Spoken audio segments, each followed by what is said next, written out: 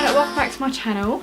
This week I just wanted to kind of talk about kind of a teen topic, which is leaving school and your next steps. So leaving school is still pretty new to me. I have all this time off, but I feel like this is a really important thing to talk about because as teenagers, and I know especially in school, I feel like there was a lot of pressure to know what you wanted to do when you're older. So I kind of wanted to associate this video around the question, is it bad to not know what to do? And the answer is no. It's not bad to not know what you want to do for the rest of your life.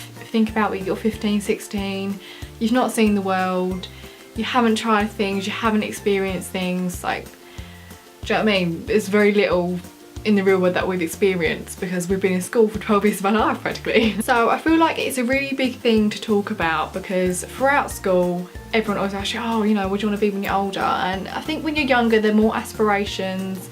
Like when you're a little kid, you want to be a princess, but I mean, who do you want to be a princess? In my case, I wanted to be a Power Ranger apparently, but as we get older, our aspirations change, and when we have different experiences, our minds change about things, and I think that's okay too. Like, changing your mind isn't a bad thing. Like, if you want to be a doctor one week and then next week you're like, no, I want to be a makeup artist, or the week after you're like, no, I want to do football. Do you know what I mean? Like, you're allowed to change your mind. There's no set rules, or there's no things that you have to stick to your mind to. And my mum sent me something, like a quote from Twilight the other day, and she said, like, make as many mistakes as you can when you're younger, because then you won't have to make them when you're older, and you'll know.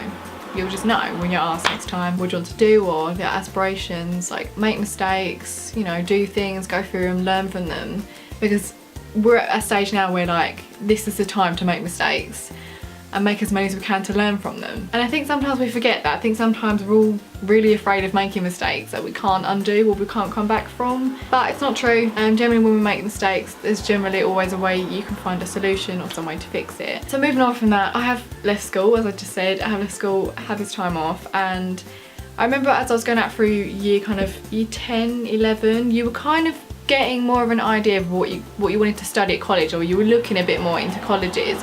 And especially in year 11, where I think it got around to like September really, literally when year 11 came, you were kind of spending time going around to open evenings, or if you were looking at apprenticeships or sixth form, things like that, you were kind of looking into more. And I think it can get overwhelming sometimes when you feel like sometimes, especially from like school or from like media, things like that, or from parents, like the pressure to know what you want to do, and then like choose options that will either put you in the right direction or choose option that you think will help you. And sometimes all your brain is thinking is, well, what do I want to do? I don't know what to do, so what options can I pick? At college, you can pick, I think, depending on what college, 3 to 4 A levels.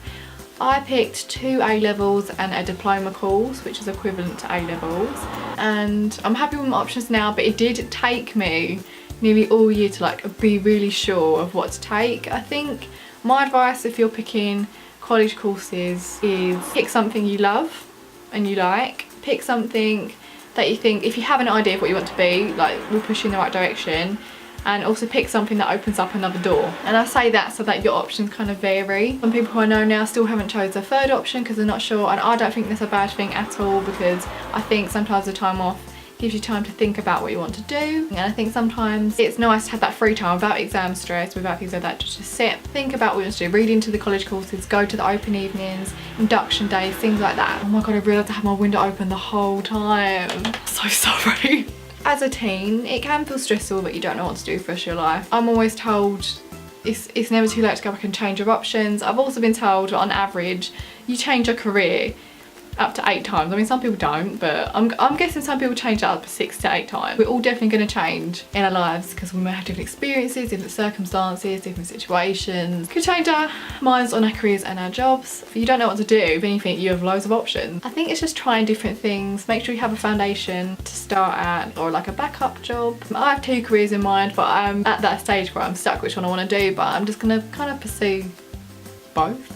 Or my college courses will hopefully help me decide that, but I'm kind of going to pursue both and see where it takes me. And I think sometimes you need to stop worrying about the outcomes, because if you feel like if you haven't gone through it, you're not going to know how you feel. You're not going to know how you feel tomorrow or next week or in a month or a year time. So I feel like sometimes take each step one by one is what I'm trying to say. Careers choices, you have people at your school which can help you deciding careers if you haven't got to year 11 yet, or if you have just started looking at colleges. I would say don't leave it till last minute, because I feel like you'll be even more stressful. Make time for yourself, and I feel like don't let anyone else's opinion influence what you want to do. I had lots of people telling me pick this career or pick this option because it'll give you more money, and as much as that would be nice to have a better financial point, I feel like no job is worth it if you're not happy in that job. Like, you're not happy what you're doing. Like, yes, you'd be financially secure, but emotionally you're not. Don't ever let someone tell you that your career choice is unreachable or, you know, not realistic. I feel like if it's something that you can make into a career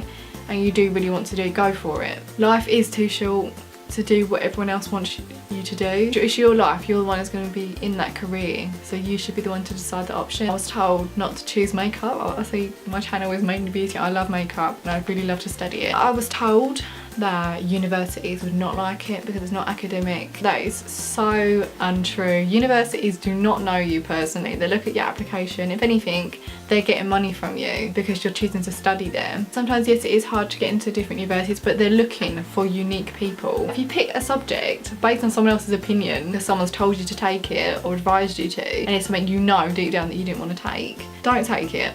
That course is going to be a waste of your time. It's going to be a waste of an A-level qualification. And so like you would have wasted 2 years, and you could have had 2 years doing something that you liked or would have been interested in. But not everything in your life has to be academic. Not everything is based on intelligence. What I think I'm trying to say, well, not everything academic is going to get you, like, it's going to guarantee you a job. Building yourself your own personal character, your own personal path. I think it's just embracing you and allowing employers to see you and judging whether they want you or if you're what they're looking for. And that's kind of what I'd say this video, because I feel like it's important to talk about it, because I feel like no one at school really actually talked about it. Sometimes felt very much pressurised, so like you've got to know where you're going from, like where you're going from now, like this is it, this is pushing you into kind of the adult world. And yeah, it is kind of scary, and it's also exciting, but I think it also got to remind ourselves that we haven't really had much experience in the real world, so it's not a bad thing if you don't know what you want to do. You'll change your mind, and again, you'll make mistakes, or you'll go into something you don't like and you'll change jobs. So it doesn't matter that you don't know now, because you will do it in the future. Thank you so much for watching this week's video. I hope it was somewhat some reassurance and some help. Make sure to smash this video a big thumbs up if you enjoyed it, and subscribe down below if you are new. I'd really appreciate that. Anyway, see you guys next week with another video. Bye!